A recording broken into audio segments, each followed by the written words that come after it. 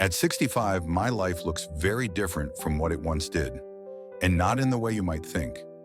I've stepped back from the social whirlwind, turned down obligations, and even distanced myself from people I once called friends. Why? It's not bitterness or loneliness. It's clarity. The lessons I've learned about time, relationships, and the power of solitude have reshaped how I live, and they just might resonate with you too. Ready to discover why avoiding people could actually be the key to a simpler, happier life? Let's dive in. At 65, time has become the most valuable currency in my life, and I've realized how much of it I spent frivolously in my younger years. Back then, the days felt endless, and I rarely gave a second thought to how I spent them. Hours would slip by in meaningless conversations, obligations I felt too guilty to refuse, and maintaining relationships that ultimately didn't fulfill me. I lived as though time was an infinite resource, but now every passing moment feels like a treasure, a finite and irreplaceable gift that demands respect. This shift in perspective didn't stem from fear, but from wisdom. Time is no longer just the ticking hands on a clock. It's the foundation of every choice I make. With this understanding, even the simplest moments have taken on new meaning. A quiet morning sipping coffee feels like a celebration of life itself. Watching the sunrise fills me with gratitude I never experienced in my younger years. Conversations with loved ones now feel deeper, richer, as if the act of truly listening has become sacred. Even a solitary walk in the park resonates in ways it never did before. Through these experiences, I've learned to fiercely protect my time. It's not selfish, it's essential. I no longer allow myself to be pulled into commitments or relationships that don't serve my values or bring me joy. I've let go of shallow obligations, declining invitations that feel more like social obligations than genuine opportunities for connection.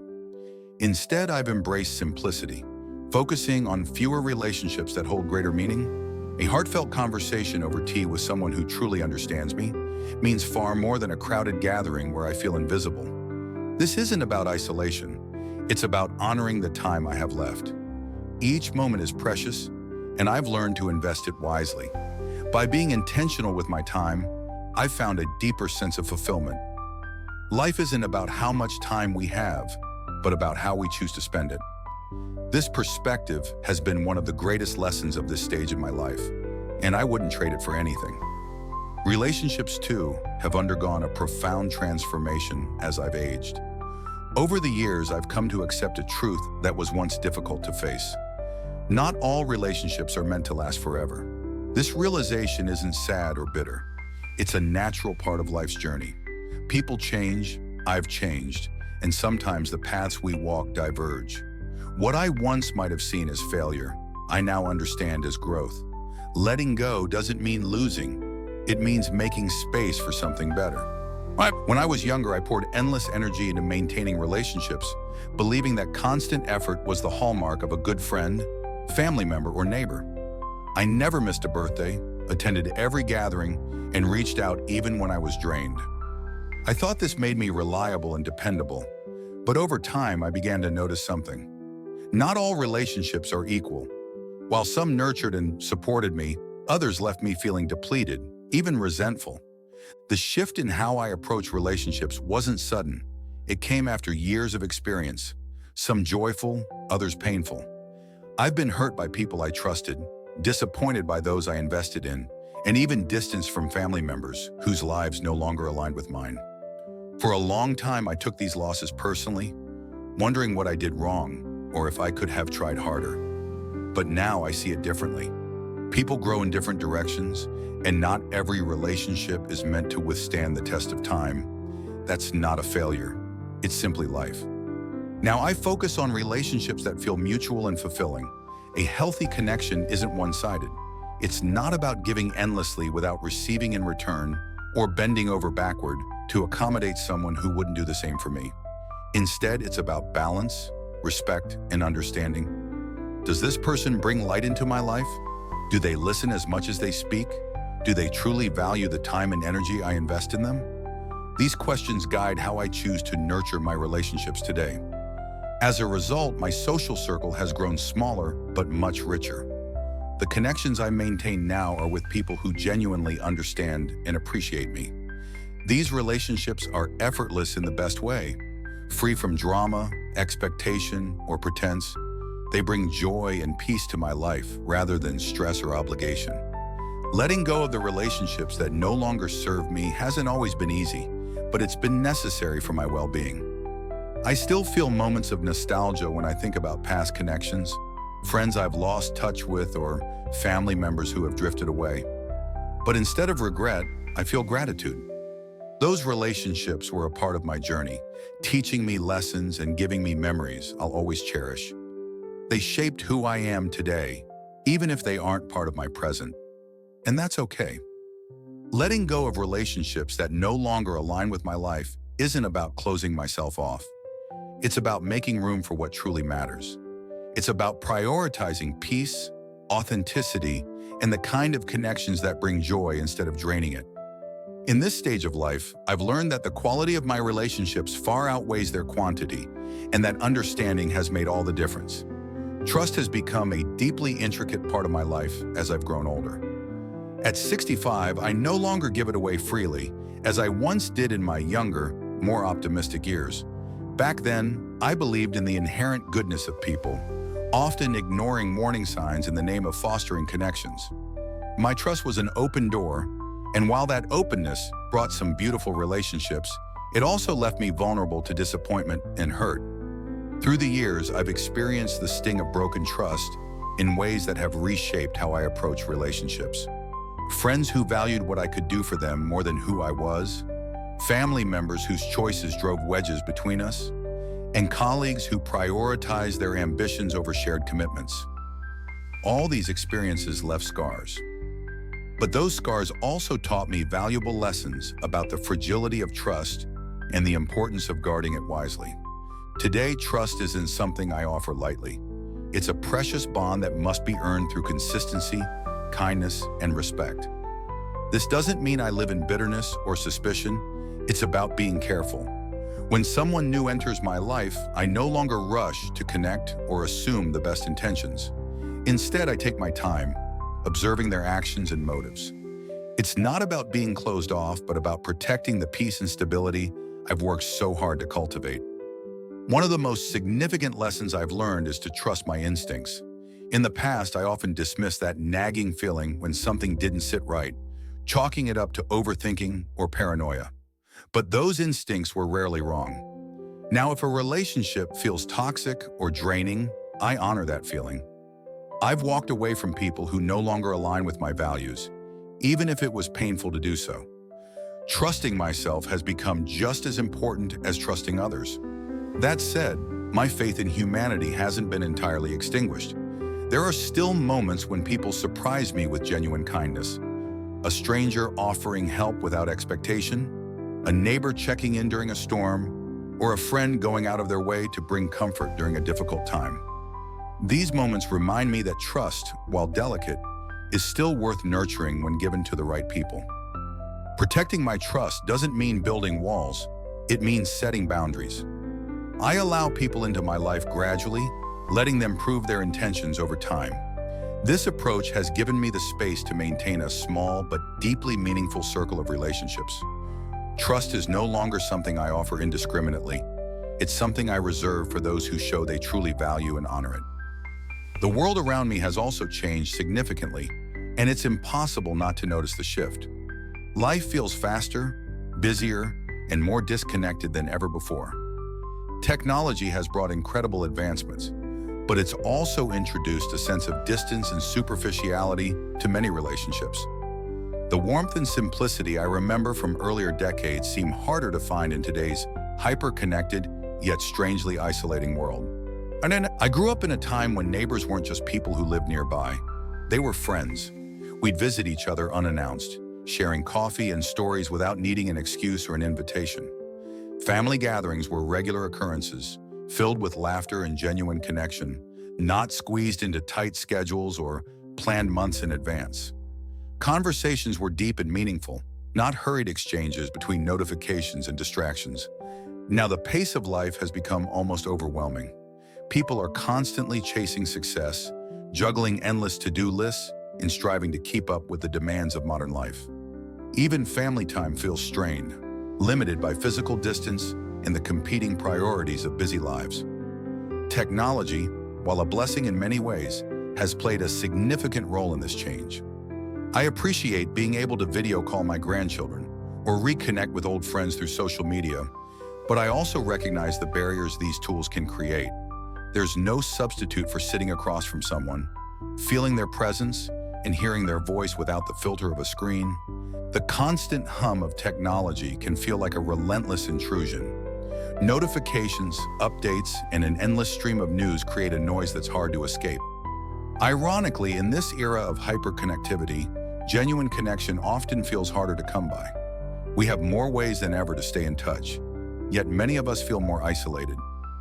At 65, I've made a conscious decision to step away from the chaos. I don't resist change or technology itself, but I choose where to place my energy. Instead of getting caught up in the rush, I focus on what truly matters. Heartfelt conversations, meaningful relationships, and the quiet joys of shared moments. Simplicity has become my refuge, a way to protect the authenticity of my life. Sometimes I miss the ease of how things used to be, the simplicity of just being together without distractions. But rather than dwelling on what's lost, I embrace what I can still cultivate. It's not about rejecting modern life, but about prioritizing the aspects that bring genuine fulfillment. By stepping away from the noise, I've found a sense of peace and clarity that feels increasingly rare in today's world. Solitude has become one of the most enriching aspects of my life as I've grown older. For much of my younger years, I feared being alone, equating solitude with loneliness. Loneliness carries an ache, a feeling of emptiness and longing for connection. But solitude is entirely different. It's a choice, a gift, a space for reflection, renewal, and peace. Understanding this distinction has been one of the most liberating lessons of my life. In solitude, I've discovered a depth of clarity that's hard to find in the noise of daily life. The quiet moments, sitting on the porch with a warm cup of tea, feeling the gentle breeze on my face, or watching the sun dip below the horizon, are no longer just ways to pass the time. They've become deeply meaningful, moments that remind me of the beauty and simplicity. These experiences don't require anyone else's presence to feel complete. They are rich in their stillness, providing a sense of fulfillment I once thought only external connections could offer. Solitude also offers me the space to reflect on my journey. In these quiet times, I look back on my life, not with regret, but with a sense of gratitude for the lessons I've learned. The mistakes, the triumphs, the relationships that have come and gone, they've all shaped me into the person I am today. Instead of dwelling on what could have been, I focus on the wisdom gained from my experiences. Solitude allows me to find peace with my past and embrace the present with a renewed sense of purpose. This doesn't mean I've withdrawn from the world or the people I care about. On the contrary, solitude has made my relationships even more meaningful. By stepping back from the constant need to be social, I've gained a deeper appreciation for the connections that truly matter. When I spend time with loved ones, I'm fully present, savoring the conversations and shared moments. I'm no longer distracted by the superficial or obligated to maintain relationships that don't bring joy. Solitude has helped me focus on the relationships that are genuine, where both sides feel seen and valued. I've also learned that solitude is a way to value myself. For so long, I tied my self-worth to how many people I could please, how often I showed up, and how many social events filled my calendar. But now I see that my value isn't determined by others' expectations. It comes from within, from understanding who I am and what truly matters to me. Solitude has given me the confidence to live authentically, free from the pressure to conform to societal norms about what a full life should look like. If solitude feels intimidating, I encourage you to rethink that perspective. It's not a punishment or a sign of failure. It's a source of strength and clarity. In solitude, you can hear your own thoughts, reconnect with your values, and find peace in simply being. It's not about shutting the world out. It's about finding balance. These quiet moments are where I've discovered the deepest sense of fulfillment. Avoiding people may seem like a drastic decision, but for me, it's not about bitterness or anger. It's about protecting the peace I've worked so hard to find. For much of my life, I believed that being a good friend, family member, or neighbor meant always being available, no matter the cost. I would say yes to every invitation, offer help even when I was exhausted, and maintain relationships that often felt one-sided. At the time, I thought this was what it meant to be a caring person. But life has a way of teaching us boundaries, often through hard-earned lessons. Over the years, I've experienced moments where my kindness was taken for granted. My time was treated as if it held no value, and my energy was drained by people who didn't reciprocate the same care. I ignored the warning signs, thinking loyalty and reliability meant staying, even when it chipped away at my happiness. It wasn't until later in life that I realized how much of myself I was sacrificing in the name of maintaining connections. Now, I've come to understand that avoiding certain people isn't selfish, it's self-preservation. Life is too short to spend time with those who bring negativity, thrive on drama, or fail to appreciate the effort I put into maintaining a relationship. I've learned to prioritize relationships that uplift and energize me over those that feel draining or obligatory. This shift has been incredibly freeing. Instead of trying to please everyone, I've chosen to focus on a smaller, more intentional circle of people. These relationships feel effortless in the best way, built on mutual respect, understanding, and genuine care. The people I keep close are those who enrich my life, not those who demand more than they give. It's no longer about how many people I can surround myself with, but about the quality of the connections I nurture. This doesn't mean I've closed myself off from the world. The decision to avoid certain people is about creating space for peace and positivity. I've let go of toxic relationships and distanced myself from those who thrive on gossip, complain endlessly, or bring unnecessary stress into my life. By doing so, I found a sense of freedom and happiness I didn't realize was possible. Avoiding people doesn't mean I've given up on humanity. It means I've chosen to value myself enough to set boundaries. My time and energy are precious, and I've learned to invest them in ways that align with my values and bring me joy. This stage of life has taught me the importance of living intentionally, and that includes being selective about the company I keep. In making this choice, I found a deeper sense of peace. My days are no longer filled with obligations that leave me drained or relationships that feel like a chore. Instead, I focus on what truly matters: meaningful connections, moments of solitude, and a life that feels authentic and fulfilling. It's not about rejecting others. It's about embracing myself and the life I want to lead. As I've stepped back from certain relationships and embraced a quieter, more intentional way of living, I've often wondered if I'm alone in feeling this way. At first, it felt isolating, choosing solitude over social engagements, valuing depth over quantity in my connections, and letting go of obligations that no longer served me. But the more I've shared my experiences with others my age, the more I've realized that this isn't just my story. It's a shared journey. Many of us, as we grow older, begin to see life differently. We're no longer driven by the need to be everything to everyone. Instead, we crave simplicity, authenticity, and peace. In my younger years, I worked hard to meet everyone's expectations. I was the dependable friend who always showed up, the supportive family member who could be counted on, and the neighbor who would never hesitate to lend a hand. At the time, I believed that this constant availability was a reflection of my value. But as the years went by, I began to feel the toll it took. The more I poured into others, the less I had left for myself. I started to notice the imbalance in certain relationships, how much I gave versus how little I received. When I began to talk to others about this, I found that many of them had reached a similar point. It wasn't about bitterness or regret, but about recognizing the limits of our energy and the importance of prioritizing ourselves. This shift wasn't easy for any of us. It often meant letting go of long-standing relationships or saying no to people who had come to rely on us. For me, these moments felt like I was losing a part of myself. I worried that stepping back might be seen as selfish or uncaring. But as time passed, I realized that taking care of myself wasn't selfish. It was necessary. This stage of life isn't about the number of people in your corner. It's about the quality of the connections you choose to keep. The superficial relationships that once seemed so important now feel like distractions. What matters most are the bonds that are genuine and mutually supportive. The people who uplift me, understand me, and bring light to my life. By letting go of what no longer serves me, I've found room for deeper and more meaningful relationships.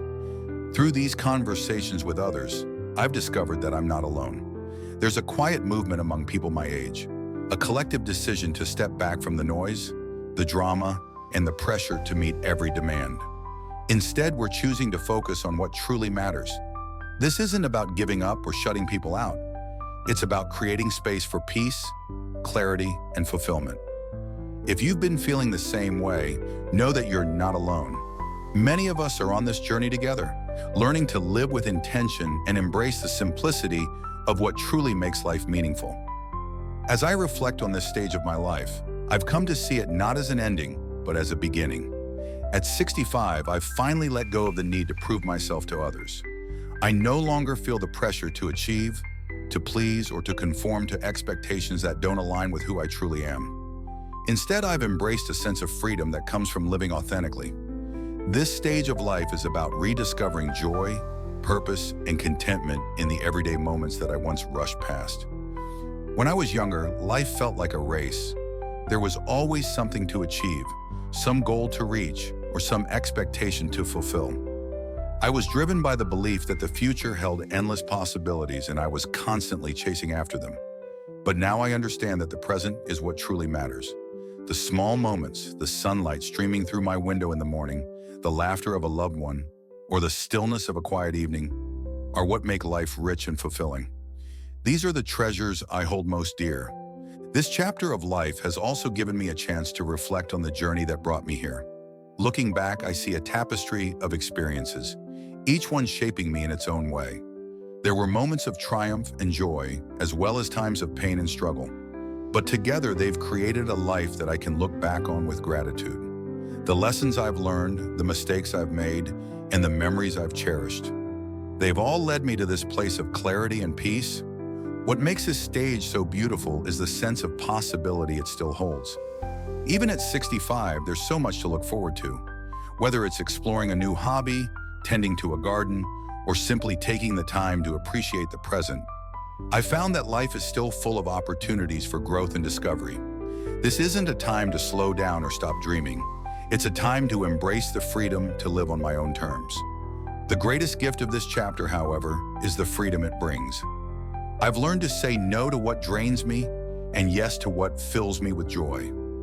I've let go of toxic relationships, unnecessary obligations, and the constant need to please others. Instead, I've chosen to focus on what truly matters: meaningful connections, inner peace, and a life that feels authentic to who I am. This stage of life has taught me that happiness doesn't come from chasing after something more. It comes from appreciating what I already have. It's not about perfection or success. It's about finding contentment in the simplicity of each day. If you're in this chapter of life, I encourage you to embrace it fully. Let go of the noise, the rush, and the pressure to be everything to everyone. Focus on what brings you joy and live with intention. This isn't the end of the story. It's a new beginning. It's a time to create, to learn, to grow, and to savor the beauty of life as it is. By letting go of what no longer serves us, we open the door to a life that is simpler, richer, and more fulfilling. This chapter is ours to write, and I'm determined to make it one filled with gratitude, authenticity, and peace. Reaching 65 has been a transformative journey, a time of profound clarity, reflection, and intentional living. The chapters of my life have taught me lessons that are both liberating and humbling, shaping how I view time, relationships, trust, and even solitude. Each realization, though sometimes bittersweet, has brought me closer to a life that feels authentic and meaningful. Time has become my most precious resource, no longer an endless stream, but a finite gift. Every moment holds value, and I've learned to protect it fiercely, choosing simplicity and mindfulness over unnecessary distractions. Relationships, too, have undergone a profound evolution. I've let go of connections that no longer serve me, focusing instead on those that nurture and uplift. This shift has brought me peace and a deeper appreciation for the people who remain a true part of my life. Trust, once given freely, is now reserved for those who earn it through kindness and consistency. This isn't about bitterness, but about self-preservation, and honoring the peace I've worked so hard to create.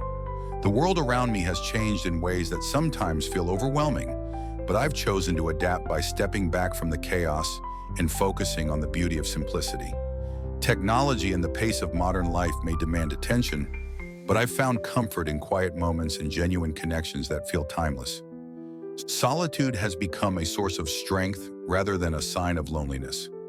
It's in these quiet moments that I've discovered clarity, gratitude, and a renewed sense of purpose.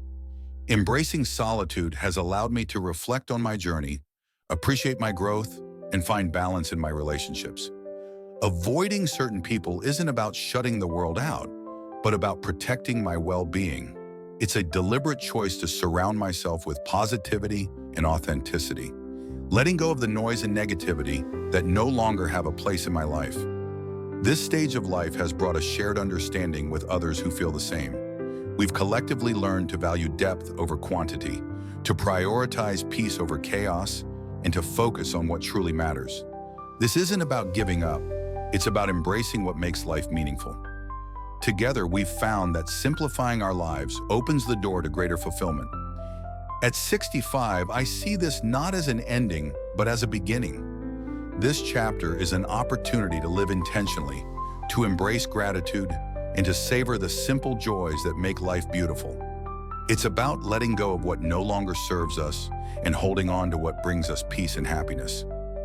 Life may not always look the way I imagined it, but it's richer, more genuine, and filled with moments that truly matter. This journey is one of self-discovery and renewal, and if you're in this stage of life or heading toward it, know that it's a time to celebrate. It's a time to live boldly, love deeply, and appreciate the beauty of each day. The lessons I've learned, the connections I've kept, and the peace I've found all point to one truth. This chapter is ours to write, and it can be as meaningful and fulfilling as we choose to make it. As I stand in this chapter of my life, I've realized that the beauty of growing older lies in the wisdom and clarity it brings. Life has taught me to protect my time, cherish genuine relationships, and find strength in solitude. It's shown me the value of letting go, not as a loss, but as a way to create space for what truly matters.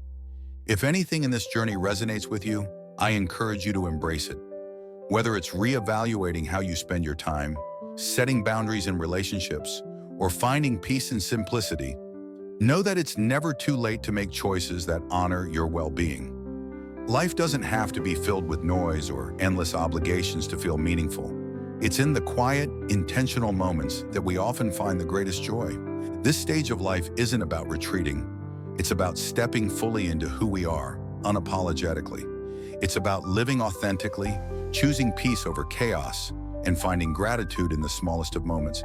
The beauty of this journey is that it's yours to shape. Thank you for sharing in this reflection with me. If this message has touched your heart or challenged your perspective, share it with someone who might need it too. Together, let's embrace a life of authenticity, purpose, and joy. Here's to writing the next chapter with courage and grace.